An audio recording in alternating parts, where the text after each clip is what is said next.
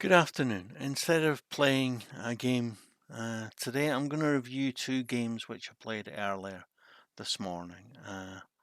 They're both in the Old Benoni. One goes very well for me, and the other not so well for me. And I'd like to just look at that just as a way of discussing the good and the bad in the Benoni. The first opponent is CM, Candidate Master. I was lucky enough to get a game against him a few weeks ago, and I was lucky enough to win that game. I think it was mainly time which won me the game, and yeah, that game went up on my channel. I think it might be called Taking Down a Titled Player or something like that. I can't honestly remember, but he was a very nice, polite player, and he said some interesting and educational things after the game a few weeks ago, and he did again today. So we'll look at the game. So he played d4 and I played c5, the Old Benoni. He advanced. I think it's called the advanced variation. It might just still be called the Old Benoni. And I played e6. This is the only move considered. And now it turns into a queen's pawn opening Horwitz defense. I played b5, hoping that he's going to take and I'm going to play a6 and get some kind of Benko gambit. But he doesn't. So I play, then I take the pawn, and he comes to c3, and I play e6, d6, sorry, and looking to play at some point d5 when it's safe to play e5. And he takes the pawn back, and I play the bishop first before playing e5. I'm not quite sure why, but I do. And then I play e5, and I've got now Benoni. Benoni, just in case you don't know, it's not just a fantastic book by the Norwegian Nobel Prize winner Knut Hamsun, wrote a book called Rosa and Benoni. Benoni is actually Hebrew, and it means the son of sorrow, and it's the Benoni is the hero, if you want to use that word, in the antagonist in the story of the wandering Jew. He's doomed to wander the earth for the rest of time, unable to die, unforgiven for something that he done. It's the son of sorrow, and that's what it means. Ben is Hebrew for son, and Oni is something like sorrow. And yeah, the son of sorrow that gives this opening its name is b6, and not just necessarily the b6 pawn, but the b6 square. And even although my opponent cleverly exploits the weakness of the b6 pawn, I think we also get to see as well that he exploits effectively the weakness of the b6 square, not just the b6 pawn, d6, sorry, and it's on d6 that the disaster comes. So he castles, and I come out with my knight, and he is restraining my bishop, not anything else. My bishop has limited options, and he's taking one more of them away. So I castle, and he plays bishop c3, and I play knight to d7. I'm looking or hoping to get to play knight to b6 and attack the bishop and get a bit of space that way. He comes to d2. This is good to allow the pawn to come to f4. And I go to attack against the bishop, and he retreats to e2. I come to a5, maybe making a hole here, and with the knight able to come in here wasn't so clever. But I think it's better than not making the hole, letting him come in here and then chasing him away. I don't know. I'm not going to review this game, by the way. I'm not gonna look at the review from the computer. I'm just gonna give my impressions of the game. Okay. I was quite happy when he played a4 because that gives me the opportunity to play bishop to a6 and get rid of these bishops, which he's happy to do, and of course that gives him a tempo against my rook. I thought about playing queen to c7, c8 or a8, but I need to be trying to hang on to this Son of Sorrow here on d6. And yeah, he takes away this square from both my pawn and from my knight, and defends this pawn one more time. So the queen comes to c7, but he chases it away immediately, and the queen comes to b8. I want to keep my eye on that pawn. Should have just never gone to c7 in the first place, and then, I don't know. The rook now doesn't really have an effective way of getting a look at this pawn. That's the problem with having the queen on b8. His rook takes up a space on the semi-open file, and the pawn comes to g6. I have a fantasy. It is just a fantasy of playing knight to e8 and then f5 to kind of try and create a bit of freedom. And of course he squashes that idea with the very good g5. So very flexible. He played knight to d2 to plan to play f4, but changes his plan. Good flexibility. I haven't got another choice in my plan. And before I get the chance to play f5, he plays f4. So I take it, and the bishop comes in now, really under pressure. Alright, it's defended 3 times, but it's attacked twice, and the queen can come to a2, and the knight can come to c4, either chasing away one of the defenders, chasing away one of the defenders and attacking the pawn another time at the same time. I have to go to h8 to try and get out of this trouble, but now when he plays queen to h2, I really am in big trouble. And my idea of playing pawn here is just not going to work.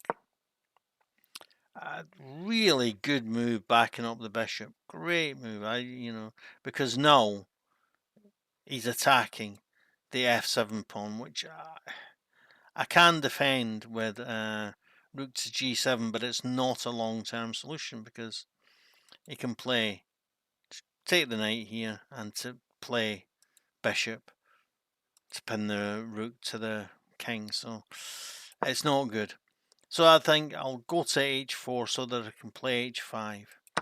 He takes the pawn, and I don't go to h5, I go to f5 to attack the knight. Maybe I should have gone to f5 to attack the knight with my previous move, and then I might have a chance of playing f7, leaving this pawn defended twice by the rook and by the knight, and then I might have been able to, and if he threatened the rook here with this pawn, then I could have taken the knight here, and when he takes it back, this stops this from being checked when I take the pawn here and he takes back. But my position is, after only 24 moves, in total collapse.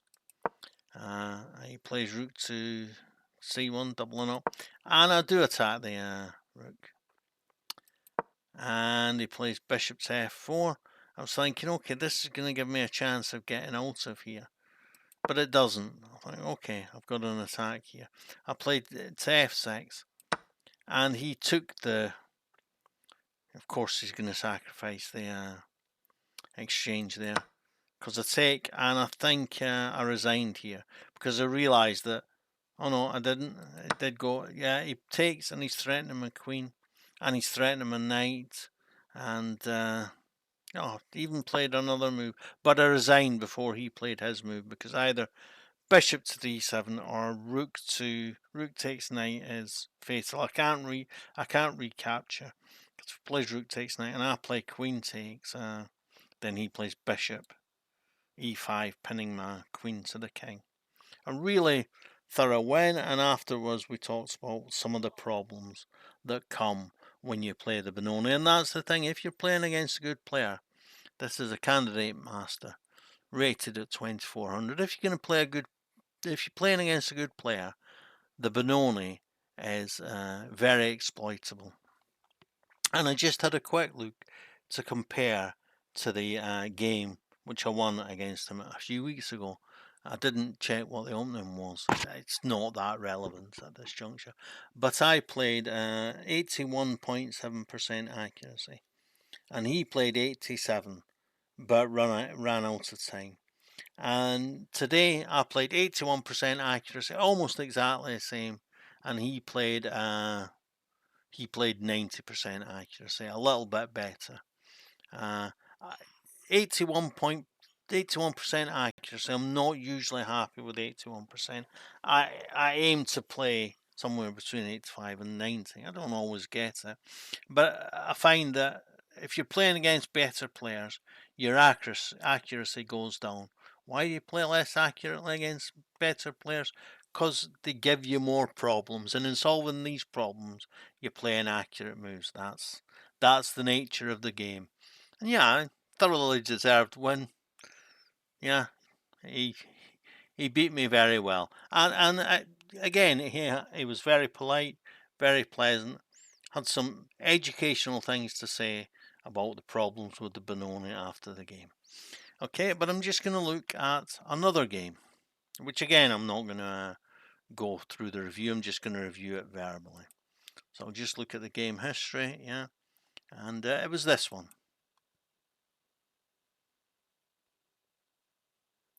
Oh, sorry. I thought that was a Benoni. Just give me a minute.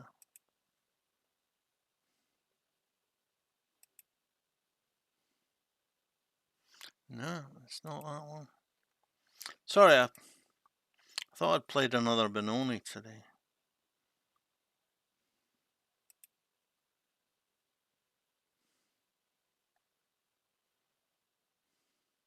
No.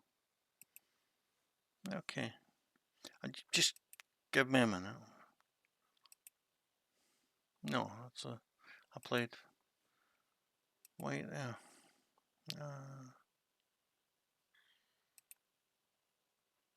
Yeah, here it is. Here's the other Old Benoni game I played against a 1600 rated player, 800 players, 800 points less rated than the first game, and we'll look at what's nice when the Benoni goes well. So he plays d4, I play c5, the Old Benoni. He takes. Yeah, it's there's two moves recommended by the computer: taking and d5 are about equal, I think, in the eyes of the computer. And I play e6 in both cases, actually. And now he tries to hold on to the pawn. It's not a good idea to try and hold on to this pawn. You're just creating problems for yourself. So I attack the pawn, which is defending the attacker of defending the pawn which I'm attacking. And that's a really stinky move. What's Rook doing there? So of course I take, and so of course he has to take back with the rook bishop, and it gives me a tempo. And even if I don't ever get the pawn back now, I've got developmental tempi, and look at these: doubled isolated pawn, and lack of development. He's bishop. Well, it might theoretically be able to go back there, but it isn't really such a good square. So he defends the bishop. This is just terrible, because it gives me another developmental tempo, of course, because now I can get the queen out for free, and I'm threatening to play knight takes bishop, and if he takes back, I win the rook. A doesn't see this, so I take the bishop. Free bishop. And of course, he doesn't, you might think, oh, well, that was dumb, taking the bishop. Actually, taking the bishop is the best move, because then I'm getting an exchange and not a free bishop. So an exchange is worth less than a bishop. An exchange is worth about +2, and a free bishop is worth +3. So it's a sensible move. So I take the exchange that's on offer, and he plays a3 to defend the pawn. And no, it's just the case. I'm an exchange up. His his pawns are a lot better now than they were, but his position isn't good. But I have to go about rearranging all my pieces, and my queen goes in 2 steps back to e8, d8. So the developmental advantage I had is gone. He plays to b5 to stop me moving this pawn. Not a problem. The knight can come here and then can come here. Or it can come here. It doesn't matter. So I come here and now I'm threatening to play b5, d5 and start breaking the position open. Comes forward with queen and I play d5. He attacks the pinned piece, very sensible, and I defend the pinned piece, just as sensible. And now he takes, and of course I take with a pawn, so that the bishop is forced away. But where's the bishop going to go now? Because if it goes here, I take it, and if it goes here, I take it. So really, it wasn't wise to take that pawn. So he puts the bishop here so that the queen defends it. The only place he can put, and that means that he now doesn't have. Otherwise, if he hadn't done that, if I hadn't had this tempo with c6, when I played bishop e7 to develop my bishop, he would have had queen here, attacking the pawn. Probably I would have just been able to respond with f6 anyway, and I respond with f6 now. I don't mind that he breaks up these pawns, and I don't even mind swapping the queens off. I don't see the point in pushing this pawn here. You're just putting it where it's going to be bullied by me. And I get castled. And I chase the queen away. And I win that pawn. And I win that pawn. And now I attack the queen. And it takes I have to go the long way around to get an attack on that pawn. I take the knight. And now I attack that pawn. He can't defend it. I take it. And I attack the queen. Queen goes there, and I play c1 check. And yeah, he's maybe thinking, if the rook comes off the back rank, I've got mates here. But that's a fantasy. He's got two choices now. He can come here, which gives me mate and a pin on the queen, or he can come here, which gives me queen here check. And he either comes here, and I take the pawn and then win the queen, or I come here and or he comes here and I come here check and win the queen afterwards. But he plays queen to king to f3, and that gives me checkmate, which I don't hesitate in taking. I'm just gonna quickly look at the if I look at the we'll say here, if I look at the game here,